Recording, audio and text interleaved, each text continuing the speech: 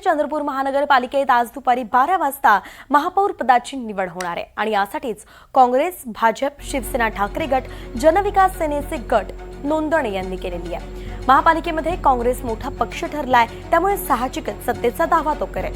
पण शिवसेना, ठाकरे गट अजूनही महापौर पदासाठी अडून आहे आणि त्यामुळे काँग्रेसचा महापौर होतोय की सत्ता स्थापनेत ट्विस्ट बघायला मिळतोय हे पाहणं महत्त्वाचं।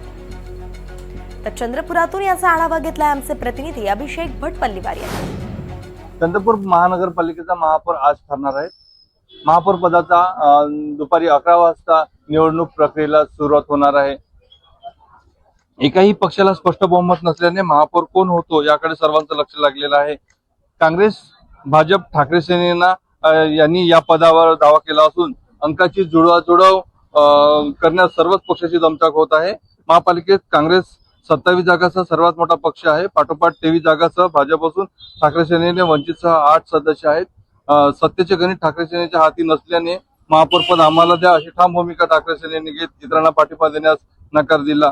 पण तरी या सेनेची चर्चा काँग्रेस आणि भाजप शेवटच्या क्षणापर्यंत सुरू होती।